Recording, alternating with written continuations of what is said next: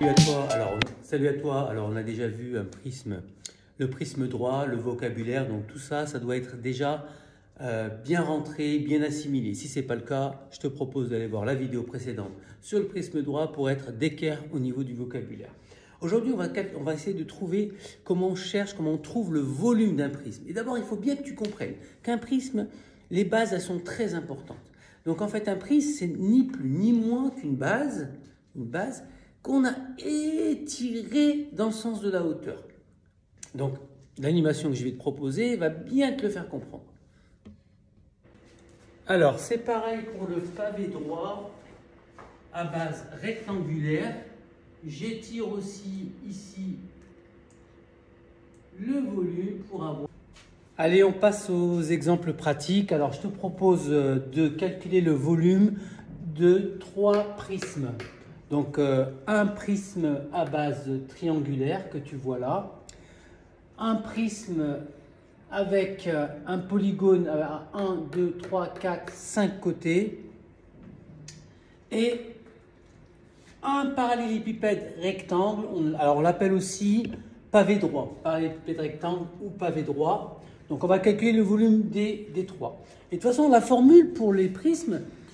au départ, il faut se dire que c'est toujours la même formule. Donc, ici, le volume, c'est l'aire de la base, d'une base, puisqu'on sait qu'il y a 2 bases, l'aire de la base, multiplié par la hauteur.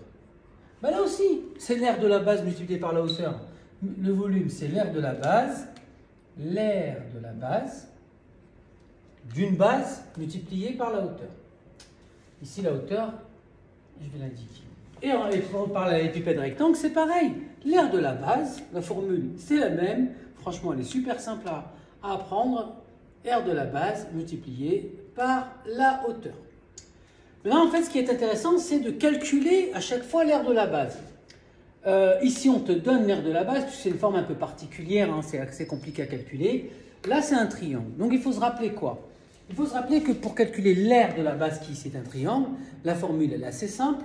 La formule, c'est R, donc j'ai écrit R base, c'est la base, donc ici ça fait 5 cm, multiplié par la hauteur et divisé par 2. Ne pas oublier de diviser par 2, souvent vous l'oubliez. Alors ici, ça donne quoi? Ça va donner, je le mets en dessous, la base, on a pris 5 cm, donc ça fait 5, multiplié par la hauteur du triangle 2 cm, et divisé par 2. Donc 5 fois 2, 10, divisé par 2, 5. Donc l'aire de la base, ça fait 5. Alors attention, l'unité, ce n'est pas des centimètres, mais des centimètres au carré. 5 cm au carré. Ok. Donc du coup, on peut calculer le volume, c'est assez facile. Donc le volume, j'ai dit que c'était l'aire de la base multiplié par la hauteur. L'aire de la base, on vient de la calculer, ça fait 5 cm carrés.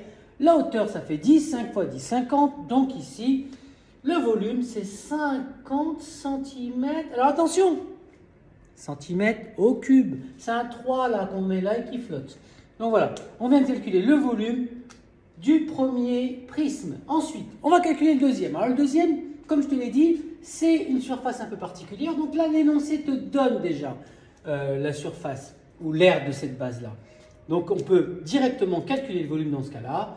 On va avoir 5 multiplié par 6 et le volume, donc ça va être 5 fois 6. Mais si je fais ça, est-ce que j'ai juste? Eh ben non, regarde bien. Ici, on a des centimètres carrés. Là, on a des millimètres. Donc, qu'est-ce qu'il faut faire? Ben, il faut convertir. Convertir des millimètres en centimètres. Donc ici, qu'est-ce qu'il faut faire?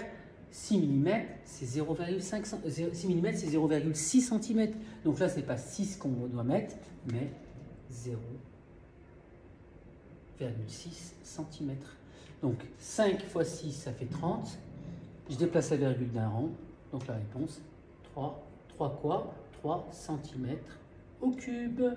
Voilà pour l'exemple 2. Donc attention à bien avoir des unités qui soient uniformes, que ce soit les mêmes unités. Si on travaille en centimètres, centimètre carré, centimètre cube, millimètre, millimètre carré, millimètre cube. Ok, d'accord? Je pense que tu as compris.